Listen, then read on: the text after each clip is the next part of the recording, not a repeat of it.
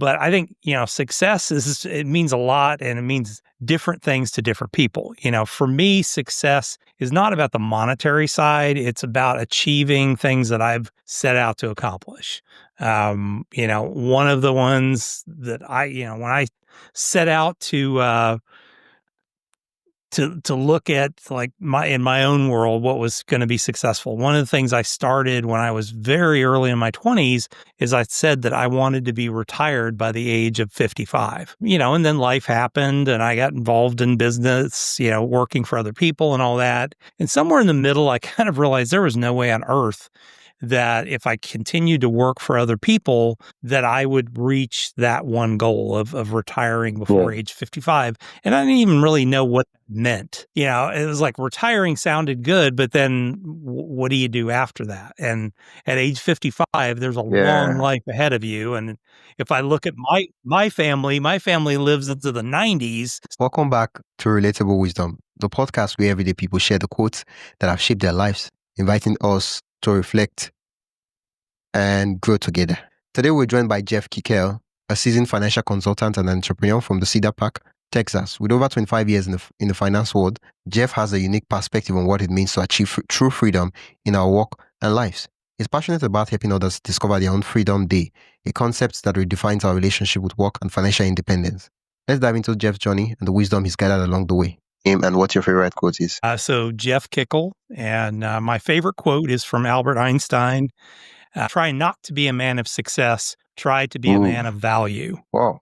How long have you known this quote? You know what? I think probably about 20, 25 years.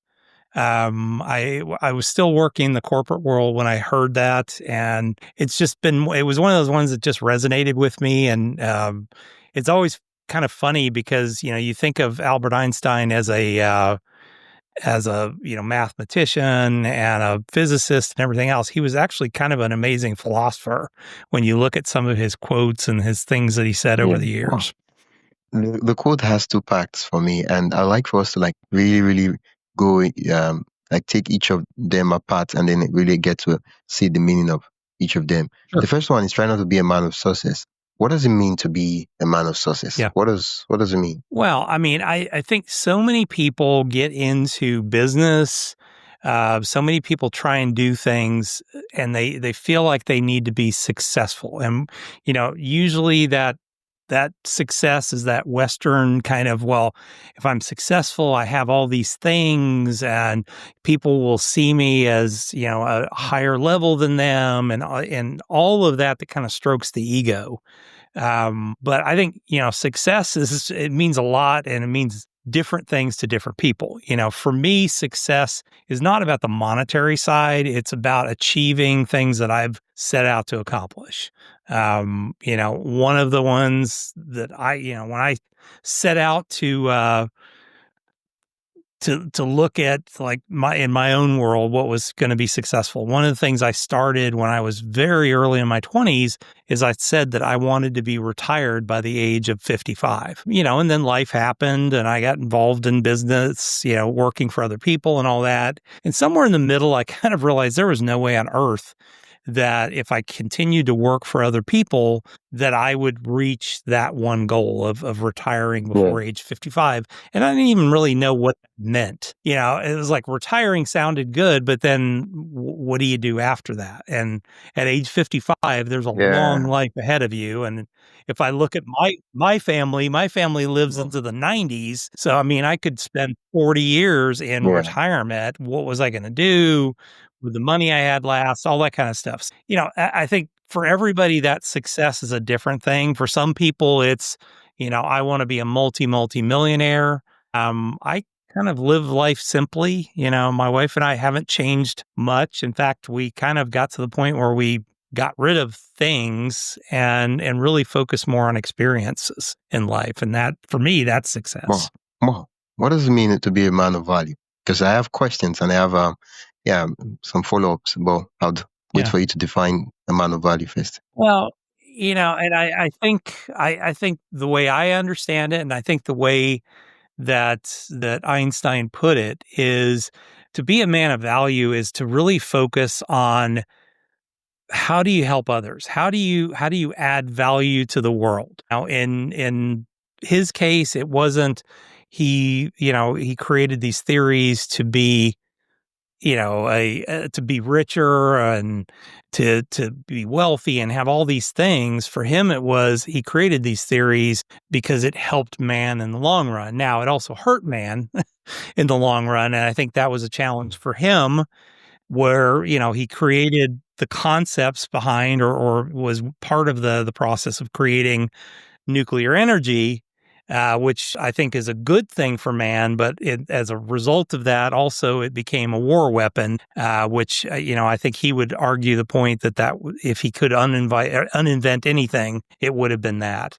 I think in my world, it was always, instead of focusing on what do I need to do to make the most money, it was, let me focus on helping other people achieve what they're trying to do. So it was teaching people, if people wanted to learn how to use artificial intelligence, I teach people how to do that. Well, I learn. As a result of that, I add value to other people. And in a lot of cases, I can make money doing that. So it's always trying to go at it from, let me help somebody to achieve their goal. And usually it works out to where I end up making money from that. And that's helped me to be successful. And it's made me feel more successful as a result of it. Wow.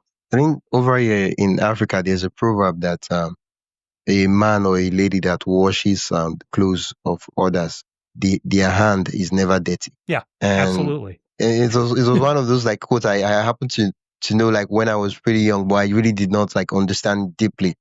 And when we strive to become successful, of course, it's successful is being be a man of success and all that. That's nice, but then it becomes a thing of ourself. It becomes, how can I do this? How can I make more money? How can I be this? How can I be that? How can I be this? Mm-hmm. But then if we reframe the goal and we're like, how do we be a person of value? I'll give an example. Let's say this podcast now. I could say this podcast, I want to make $1 million. Of course, making money is nice. I don't have anything. I'm not allergic to money. I love money. But now I'm like, okay, how do I make this? How do I get more dollars? But I'm like, okay, have a goal that this podcast, let's say, I'll give an example. Let's say the podcast is a financial, business money podcast, right? Because the example I'm thinking of would make better sense. Mm-hmm. Let's say I would say this podcast, I'm going to help 1,000 persons in the course of 3 years become financially free and independent. Like it could be 10,000, depending on the goal. Like now it's no longer you. Now you're like, okay, how do I do this? How do I do? It's no longer, oh, how do I become? It's now others. And eventually what you realize is that when I think there's this quote that if you help enough persons get what they want, how do they say it? Yeah, something like that. What's the last part of the quote again? I've forgotten. Yeah. So yeah, it's if you help enough people get what they want, you will get what you want, and that's oh God, you would ask Zig Ziglar. Zig Ziglar. Yeah. Now the dilemma that most people would have is that how do we at every point in time make sure that we're striving to be a man of value and not a man of success? And I would love for us to walk through a couple of examples, right? Such that it's easy for people to say, okay, because I feel like every goal you can reframe it in a way that it becomes you trying to be a man of value and not being a man of success. Yeah. Well, I think I would come at it from the point of view of the podcasting. So I mean, I've had multiple podcasts over the years. I run one now called the Freedom Nation Podcast, and I mean, honestly, there is no real money to be had for me in that. And I haven't really focused on that. I focused on telling people stories. I wanted to tell stories of people who had worked in corporate world and then, they either left, they did something that created an income stream for them and it left. So, I look at that from multitudes of ways. One, I get to tell people stories.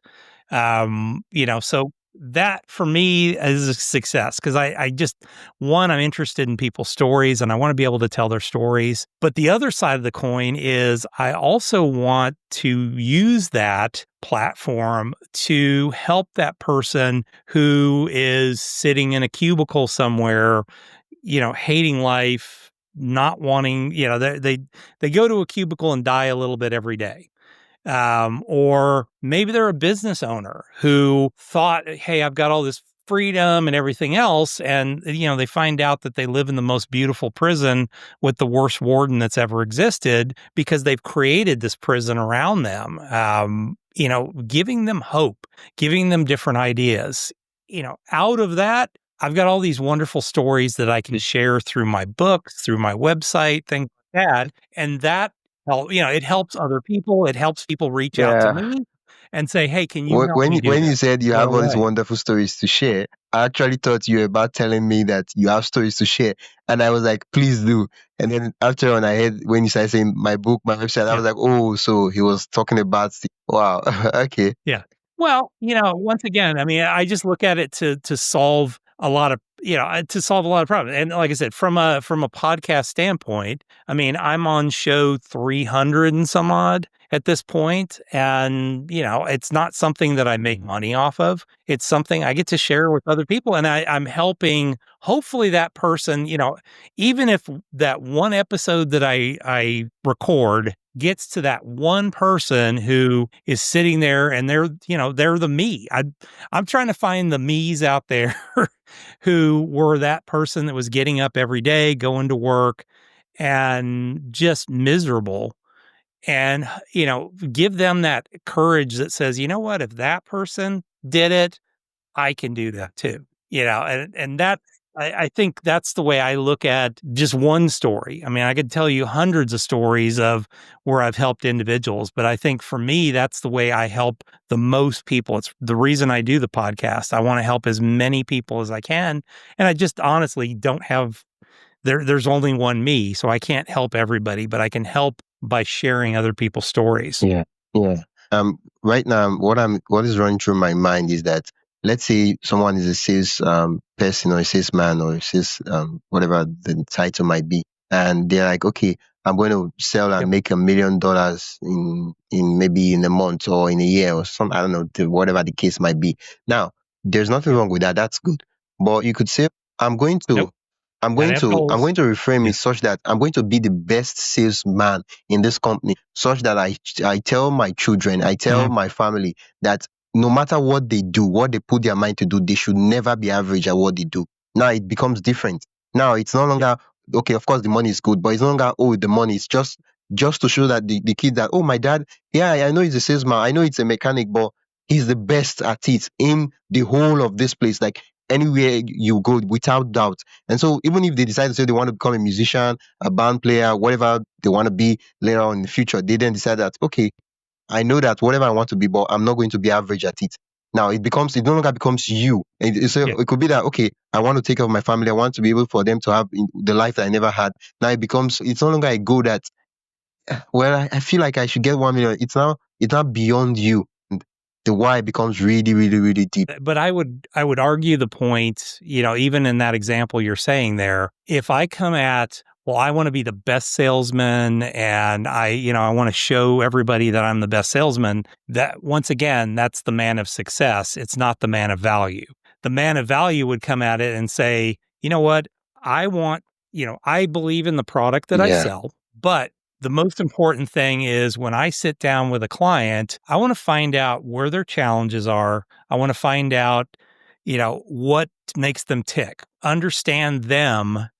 And then if my product fits for what they're trying to accomplish, then I can present my product. Or I can tell them, you know what I have is not going to work. That's being the man of value. Being the man of value then will become the man of success as a result of being a little bit more focused on the client and what's important to the client, not what's important to me in the end.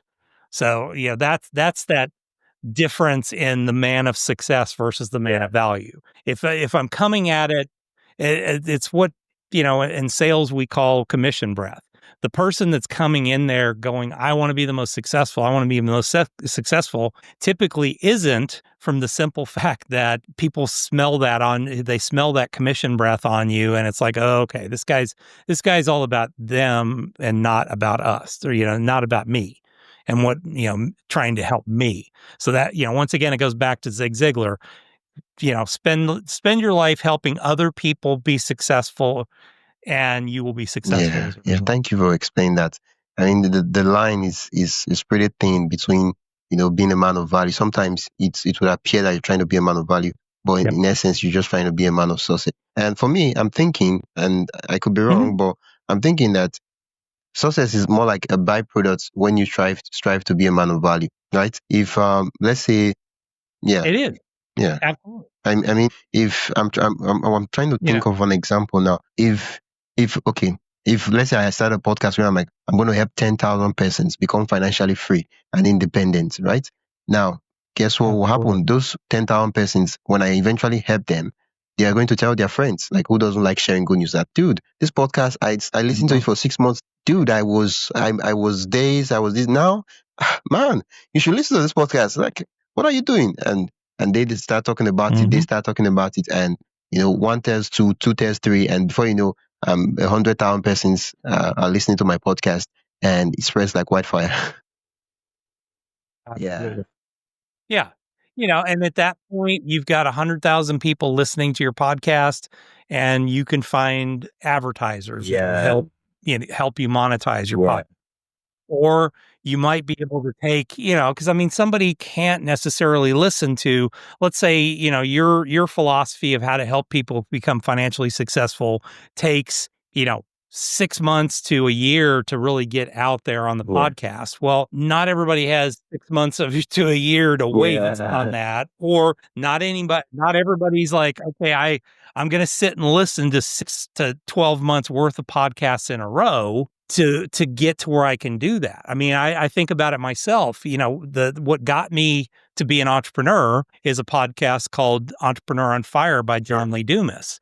I listened to the first 40 to 50 episodes of that. It was kind of like entrepreneurial brainwashing for me, because it was all these people that had become successful as a result of, I wanted to start something that would help me become financially successful. So I listened to those episodes. I haven't listened to an episode since. And I listened to those all in a row. And the only reason I was able to was I happened to have to drive. I was commuting back and forth between towns, and I had to drive, 3 hours one way and 3 hours back, back and forth.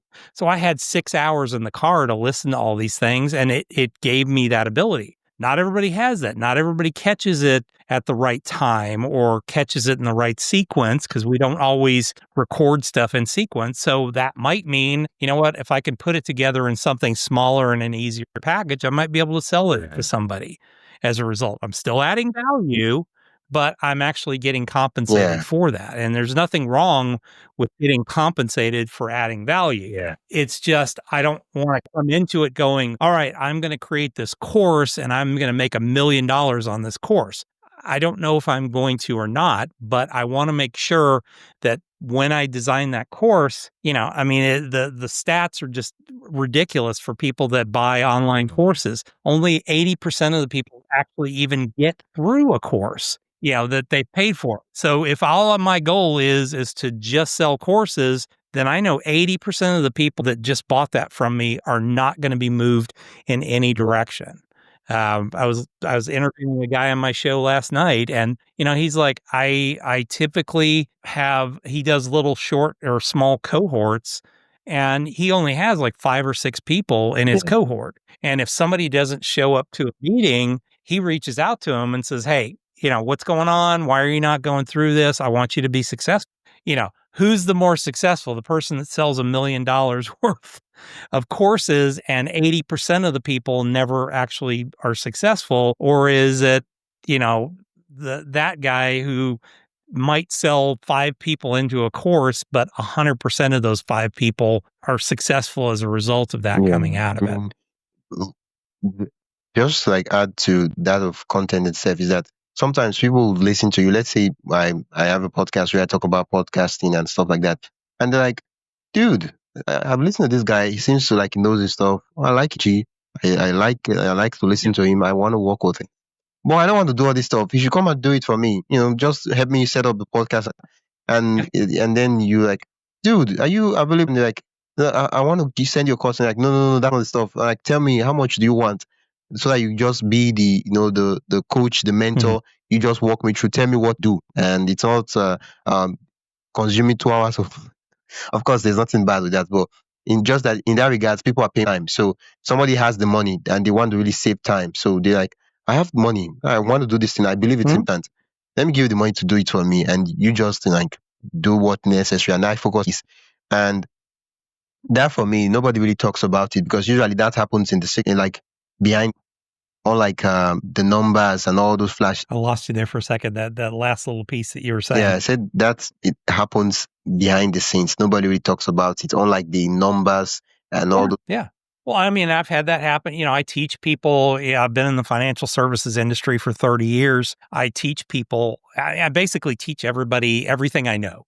When it comes to like retirement income planning, I've written, several books to help people do that. But still, I have clients that come to me. I have people that come to me that are like, okay, I realize, I understand how you do that. I don't even want to read the book. I just want somebody to do it for me. And I trust you because you wrote this book that is going to help me. I want to do what you're saying in the book, but I need you to help me do it.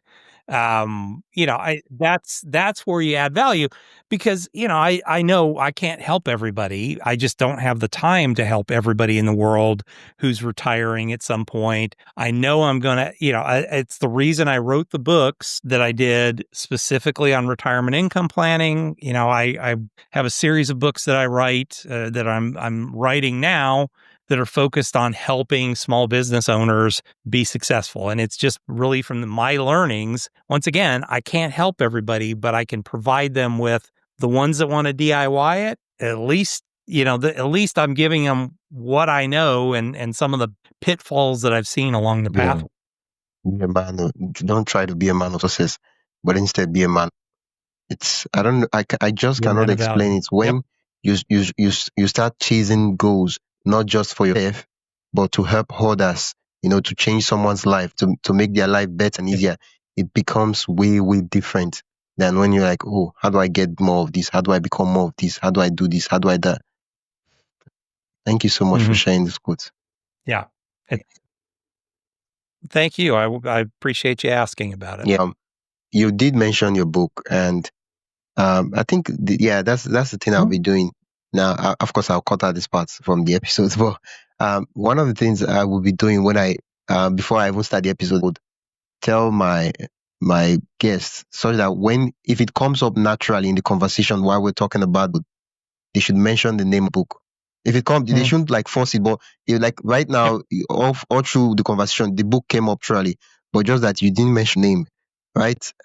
And you get, well, of course, you can always mention it at the end, but I just feel that sometimes when it comes naturally, you might as well just yeah. And so it's really hard for me to force it in.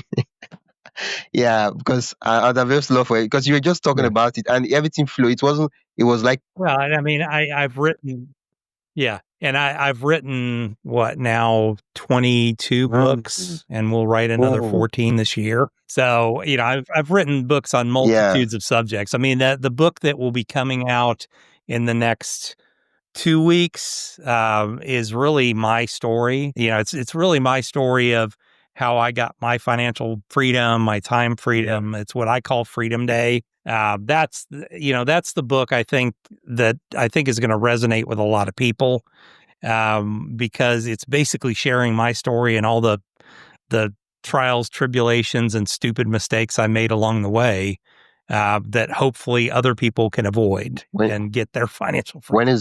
That's the one that I hope is the one that is going to help the book coming out? That 10,000. It's going to come out in 2 weeks here. So I'll be finishing the edits on it next week, and I'll launch it the following week. Have we finally decided? Yeah. So the book is called The Retirement, Overcoming the Retirement Trap. You sure that's the final title? I would be happy if after I release this episode, I realize that you changed the title. We'll have serious. No, it's, serious. I already got the cover done, so it didn't change it. Yeah. No, it's Overcoming. Of course, you can always change the title. I'm just joking. Yeah. Okay. Overcoming the Retirement Trap. Okay. Wow. It's really been fun chatting with you, and I noticed that in the course of the conversation, instead of the sweet thing about having guests and talking, having a podcast and talking to people is that naturally the things that they do just come up. I noticed that you're a podcast host. And I do have a show where I talk to a podcast host and get to know their story and how they make podcasts, and really go deep into how you impacting the world. Why you even do the podcast? Is it because you want to make gazillions of dollars, or is it because you want to change 20 person's life in your community or stuff like that? I mean, we have the conversation. If you're going into if you're going into podcasting to make money, you are in the wrong business. Is all I could say. It is very difficult to make money in the podcast. I mean, everybody has a reason. I mean, and I mean, for me, it's just I enjoy having conversations. I mean, when would you and I have ever met? What are the chances? What are the odds? The thing. It's like I have interviewed people from literally almost every country in the world at one time or another, or at least I will say at least on every continent in the world. I've multiple people from Africa, Australia, New Zealand, all over Europe, Russia. I mean, it's just, when would I ever have that ability to do that? And I think that's the coolest part of it all. It's the best part about being a podcast host, is being able to meet people that you and I would have never come across each other because we're on the opposite sides.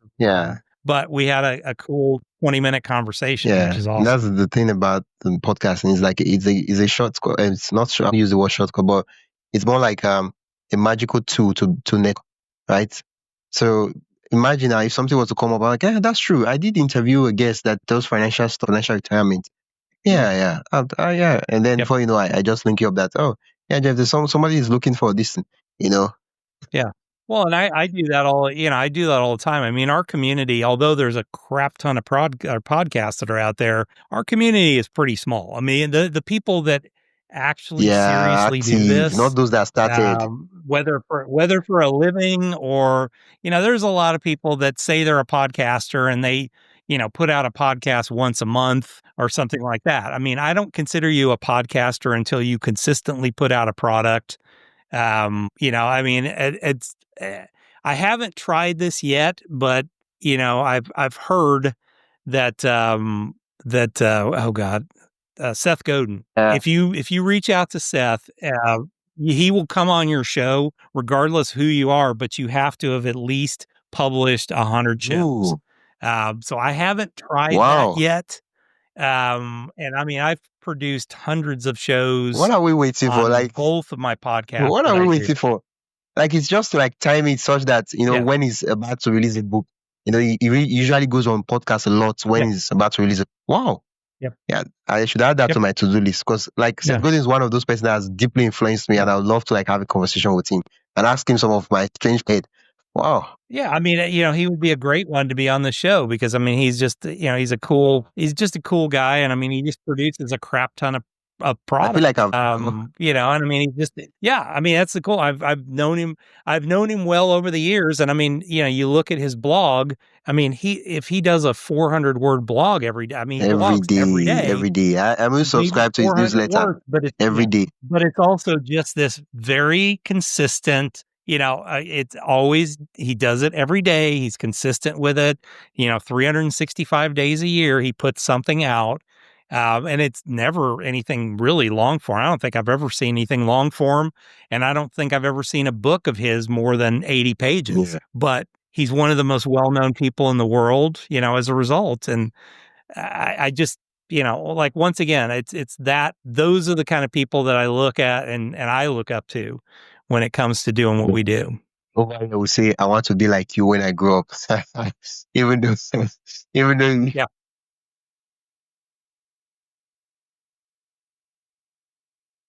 Yeah.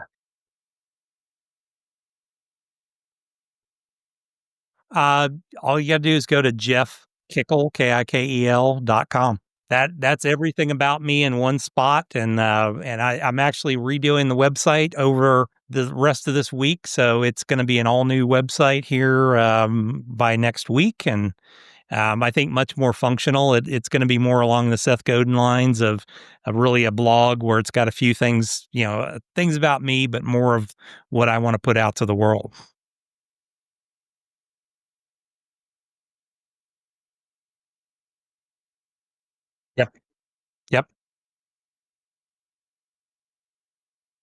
All right, bud. Thank you. I appreciate you. Have a good day or have a good night, I guess, in your case.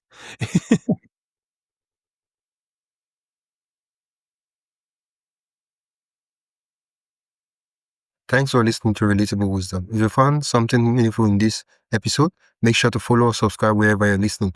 If you'd like to support the show, you can do that by buying me a coffee. The link is in the show notes. Every little bit keeps the conversations going.